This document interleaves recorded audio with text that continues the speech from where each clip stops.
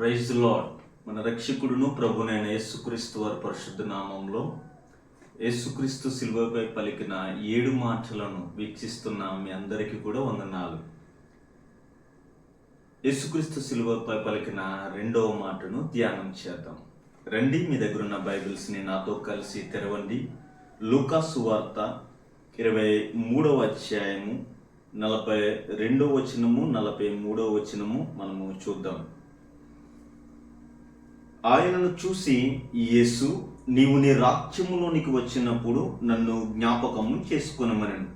అందుకు ఆయన వానితో, నేడు నీవు నాతో కూడా పరదేశంలో ఉండువని నిశ్చయముగా నీతో చెప్పుచున్నాను నేను.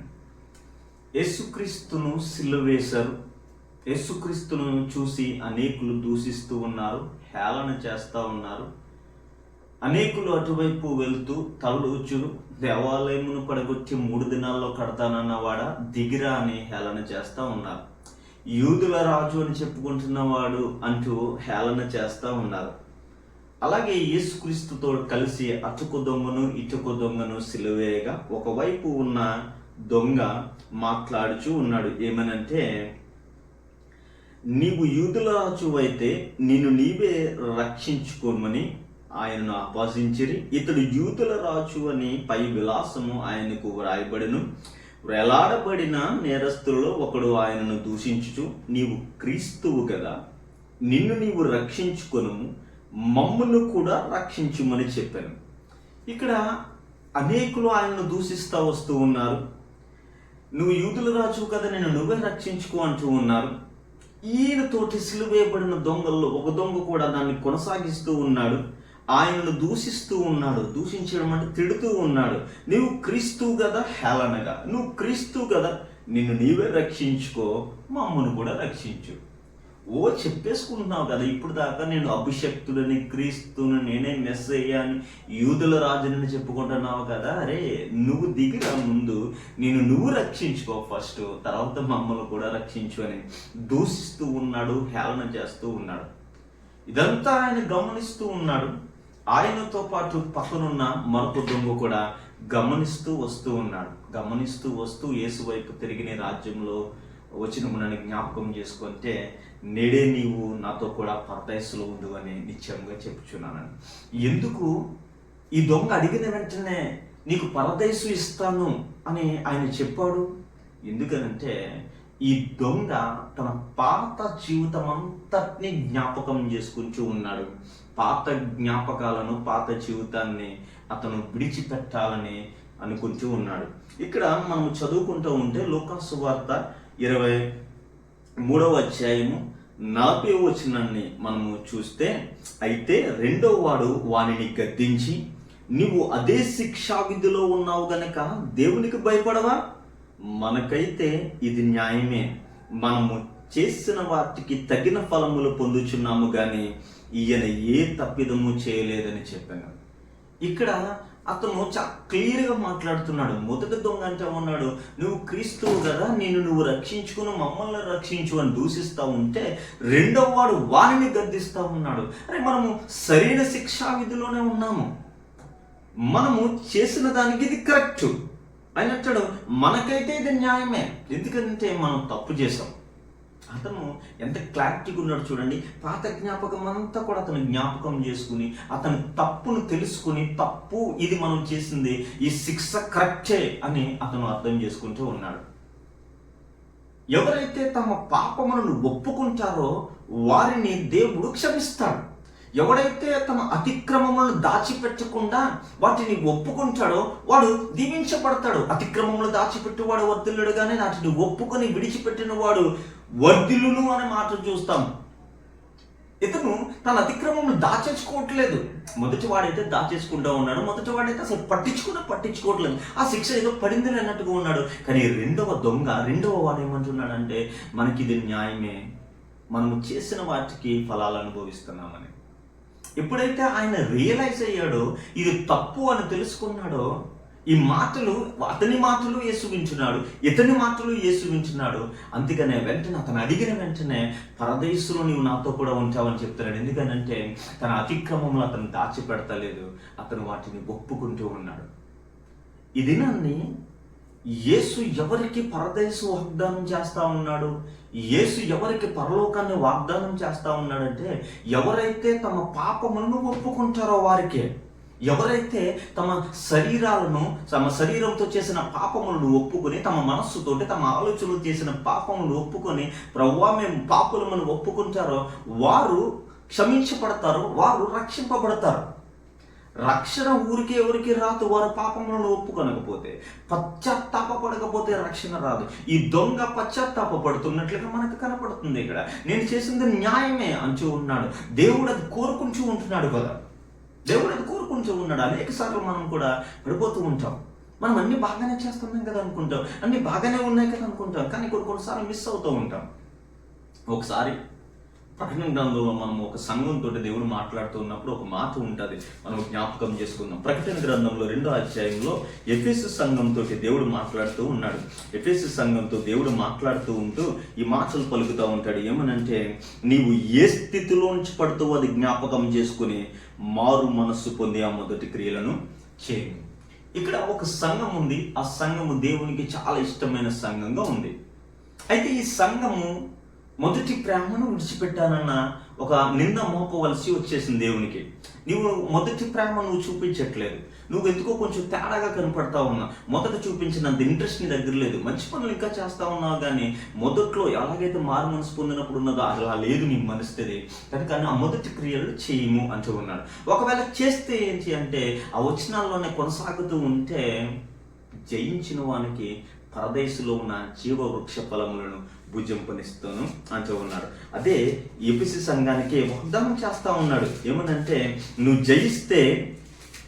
జయిస్తే చదువండి, యోహాను రాసిన ప్రకటన గ్రంథం 2వ అధ్యాయంలో 7వ వచనంలో చివరి మాట, జయించువానికి దేవుని పరదేశంలో ఉన్న జీవ వృక్ష ఫలాలు భుజింపనిస్తాను. అంటే ఈ ఒకవేళ వీళ్ళు తెలుసుకుని ఎక్కడ పడ్డామో వాళ్ళకి అర్థం చేసుకుని, ఎక్కడ మిస్టేక్ జరిగిందో వాటిని జ్ఞాపకం చేసుకుని, వాటికి పశ్చాత్తాపడి మరలా మొదటి క్రియలు చేస్తే, అంటే మరలా పశ్చాత్తాపడి క్రీస్తు దగ్గరికి వస్తే పరదేశంలో ఉన్న జీవవృక్ష ఫలాలు ఇస్తారన్నాడు. ఇక్కడ దొంగ పరిస్థితి కూడా అదే. దొంగలు ఇద్దరు కూడా ఒకే శిక్షా విధిలో ఉన్నారు, దొంగలు ఇద్దరు కూడా ఒకే శిక్షను అనుభవిస్తున్నారు. ఒకరికైతే కనీసం వాటిని ఒప్పుకోవాలనే జ్ఞానం కూడా లేదు, ఒకరికైతే ఒప్పుకోవాలన్న ఆశ కూడా లేదు. కానీ రెండవ దొంగ అతను ఒప్పుకొంచూ ఉన్నాడు.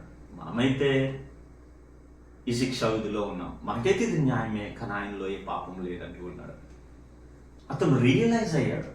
మనం పరదేశం పొందాలంటే మనం రియలైజ్ అవ్వాలి, మనం జ్ఞాపకం చేసుకోవాలి, ఎక్కడ పడ్డామో జ్ఞాపకం చేసుకుని ఆ తప్పిదములు ఒప్పుకుంటే మనము రక్షింపబడతాం. ఈ దొంగకు పరదేశు దేవుడు ఎందుకు ఇస్తానంటే, అతను తన పాపములను ఒప్పుకున్నాడు. ఈరోజు ఈ యొక్క శిలువ ధ్యానములు, లేదంటే యేసుక్రీస్తు శిలువతో పలికిన మాటలు వింటున్న మనము మన పాపములను ఒప్పుకొనకపోతే ఎప్పటికీ మనం పరదేశం చేరలేము, ఎప్పటికీ పరలోకము చేరలేము.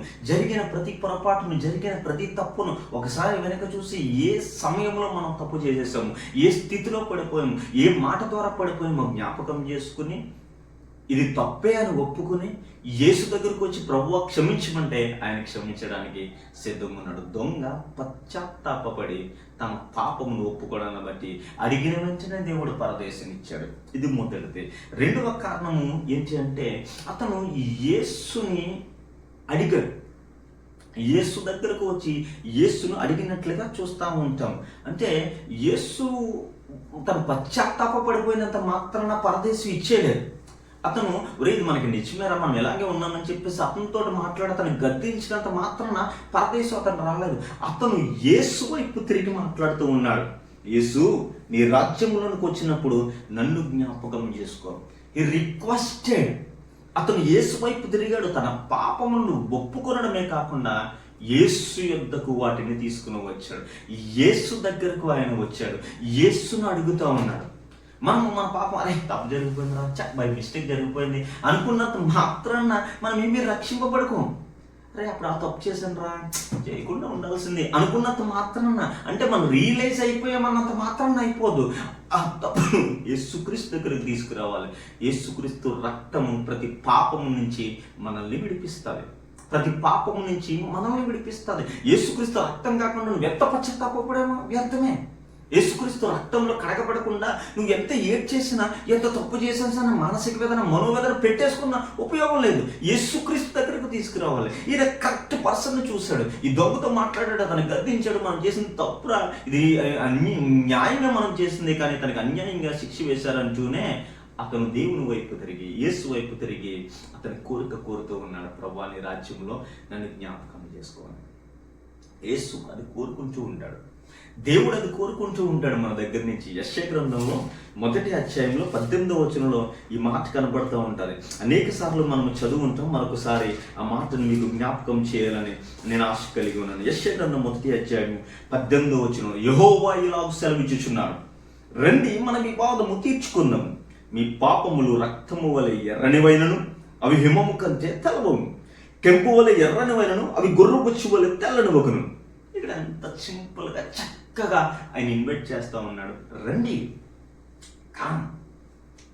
రండి మన వివాదం తీర్చేసుకుందాం. వద్దు, గొడవలొద్దు, సెటిల్ చేసేసుకుందాం. రండి, మీ మీ మీ మీ పాపములు ఎర్రగా ఉంటే తెల్లగా మార్చేస్తాను, హిమము కంటే తెల్లగా. కెంపు వల్ల ఎర్రగా ఉంటే ఏం పర్వాలేదు, అవి గొర్రెబొచ్చు వల్ల ఎర్రగా మేము తెల్లగా మార్చేస్తాను, మిమ్మల్ని పరిపూర్ణ పవిత్రులుగా చేస్తాను. అయితే మీరు రండి నా యుద్ధకు, నా వైపు తిరగండి. ఇక్కడ ఈ దొంగ యేసు వైపు చూసి, యేసు వైపు తిరిగి తన జీవితం అంతా కూడా యేసు చేతుల్లో పెట్టి ఇప్పుడు అంటున్నాడు, ఈ రాజ్యంలో వచ్చినప్పుడు నన్ను జ్ఞాపకం చేసుకోవాలి. ఆయన వైపు తిరిగితే ఆయన చాలా మంచివాడు. ఆయన వైపు తిరిగి మనం అడిగితే ఆయన ఇవ్వడానికి సిద్ధంగా ఉన్నవాడు. ఈ పాపములు నువ్వు ఒప్పుకుంటే పాపములు చూసి నిన్ను విడిచిపెట్టే దేవుడు కాదు. ఈ పాపములు తూర్పుకు పరమటి ఎంత దూరం ఉందో అంత దూరంగా చేసే దేవుడు మన దేవుడు. యేసుక్రీస్తు శిలువ మరణం మీద మరణించడానికి కారణం ఏంటంటే ఆయన మన పాపములను క్షమించడానికే. మన పాపములు మన జీవితంలో ఉండకుండా మనం పరదేశం చేరాలని కోరికతో ఆయన శిలువ మరణాన్ని పొందడానికి సైతం సిద్ధపడి ఉండగా, ఈ పాపములు ఆయన ఎదుటకు తీసుకెళ్తే ఆయన నీ పాపములు క్షమించడానికి సిద్ధంగా ఉన్నాడు. ఈ దొంగ యేసు వైపు తిరిగాడు. యెహోవా ఎలాగైతే రండి మన వివాదము తీర్చుకుందాము, నీ పాపాలు ఎలా ఉన్నా కానీ తెల్లగా మార్చేస్తారు అన్నాడు. ఇతను ఎంత పాపి అయినా కానీ ఒప్పేసుకుని యేసు దగ్గరకు వచ్చి యేసు వైపు తిరిగితే ఆయన నేడే నీవు పరదేశంలో ఉంటావు, నిత్యంగా నీతో చెప్పుచున్నాను అన్నాడు. ఆ ఛాన్స్ ఆయనకే కాదు, మనకే ఉంది. నేడు నీ పాపములను ఒప్పుకుంటే, నేడే నీ పాపములను ఒప్పుకొని యేసు వైపు తిరిగితే యేసు నీ పాపాన్ని క్షమించడానికి సిద్ధంగా ఉన్నాడు. ఎందుకు ఆయన అడిగిన వెంటనే పరదేశి ఇచ్చాడంటే, ఆయన తన పాత జీవితంలో చేసిన పాపాలన్నింటినీ కూడా పశ్చాత్తాపంతో ఒప్పుకున్నాడు. రెండు మన వివాదము తీర్చుకుంటూ మన లేఖన భాగం ప్రకారం యేసు వైపు తన వివాదాన్ని పట్టుకుని వెళ్ళాడు. యేసు అతని వైపు తిరిగి అతనికి జీవాన్ని ఇవ్వడానికి సిద్ధపడ్డాడు. అలాగే మూడవది ఏంటంటే, ఎందుకు పరదేశు ఇస్తా అన్నాడంటే ఆయన యేసుతోనే ఉండాలనుకుంటున్నాడు కనుక. ఈ మాటల్లో ఉంటుంది, యేసు నీవు రాజ్యంలో వచ్చినప్పుడు నన్ను జ్ఞాపకం చేసుకో. ఆయన రాజ్యంలో వచ్చినప్పుడు ఈయన ఎట్లా ఉందామనుకుంటున్నాడంటే ఆయన రాజ్యంలో ఉండాలనుకుంటున్నాడు, ఆయనతో ఉండాలనుకుంటున్నాడు. ఈ రాజ్యంలో ఎంతో సంపాదించుకోవడానికి ప్రయత్నించాడు, దొంగతనాలు చేశాడు, దోపిడీలు చేశాడు, చాలా సొమ్మును కాజేశాడు. ఈ లోకంలో ఉండాలి, ఈ లోకంలో సంపాదించుకోవాలనుకుని ప్రయత్నాలు చేశాడు, దొరికేశాడు, శిక్ష పడింది, శిలువ మ్రాని ఎక్కాడు. ఈ లోకం కొరకు చాలా ప్రయాసపడి ఈ లోకంలో ఏదో సంపాదించుకోవడానికి తన జీవితం ఇచ్చేసి అక్కడికి ప్రాణాల సహితం ఇచ్చేసే సిచ్యువేషన్ వచ్చినప్పుడు ఇక ఈ లోకం మీద ఆయన ఆశపడట్లేదు, ఈ లోకంలో ఉండాలి అని ఆయన అనుకోవట్లేదు. వేరే సదర్ పర్సన్ చూస్తే అతను ఏమంటే ఉన్నాడు, నువ్వు క్రీస్తు అయితే నువ్వు రక్షించుకుని నన్ను రక్షించు. అతను ఈ లోకంలో ఇంకా ఉండాలి అని ఆశ కలిగి ఉన్నాడు. అతనికి ఇంకొక దొంగకి ఈ లోకంలో ఉండాలనే ఆశ పెద్దగా లేదు, అసలు లేనట్టు ఉంది. అతను మాట్లాడే మాట ఎవరితో ఉండాలనుకున్నాడు, ఏ లోకంలో ఉన్నా నీ రాజ్యంతో వచ్చినప్పుడు నన్ను జ్ఞాపకం చేసుకో. ఇక ఇప్పుడు వద్దు, ఇప్పుడు నన్ను కాపాడేసి రక్షించేసి దించేయాల్సిన ఆ కోరికలేమీ నాకు లేవు. నాకున్న కోరికల్లా ఏంటంటే నీ రాజ్యంలో ఉండాలి. నువ్వు రాజుగా రాబోతున్నావు కదా, యుగ యుగాలు నువ్వు పరిపాలించబోతున్నావు కదా, ఆ పరిపాలనలో నీతో ఉంటాను యేసయ్య అంటూ ఉన్నా.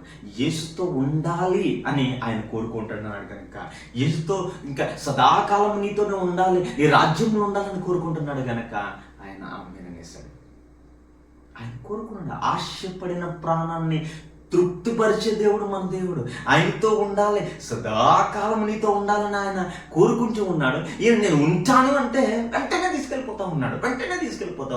జయించిన వానికి దేవుని పరదేశంలో ఉన్న జీవవృక్ష ఫలములు భుజింపనిస్తానని ఎఫెసు సంఘానికి చెప్తున్నప్పుడు కూడా నేను చెప్తున్నది ఏంటంటే, నీ మొదటి క్రియలు చేయము.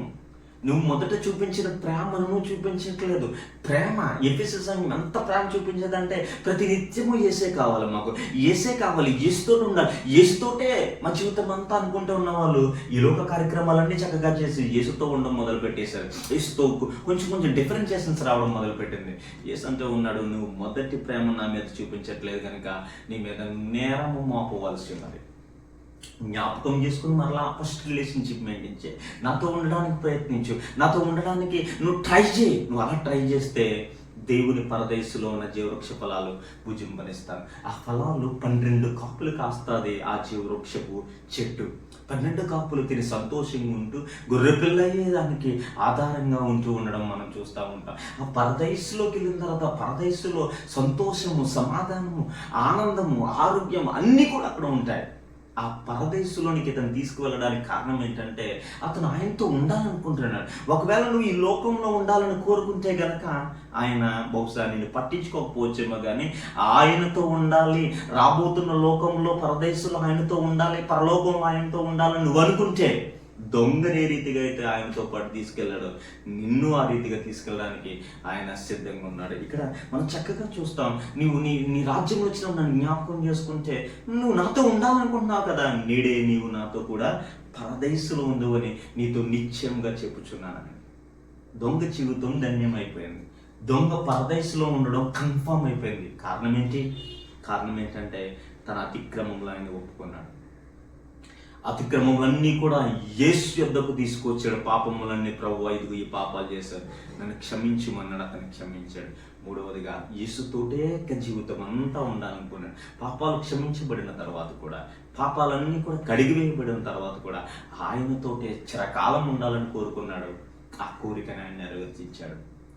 ఈ సిలువలో పలికిన 2వ మాటను వింటున్న నా ప్రియమైన దేవుని ప్రజలారా, ఒకవేళ నీలో పాపం ఉంటే పాపం ఒప్పుకో, ఆ పాపం క్రీస్తు దగ్గర ఒప్పుకో, అలాగే ఆయనతో ఉండడానికి నిశ్చయం చేసుకో.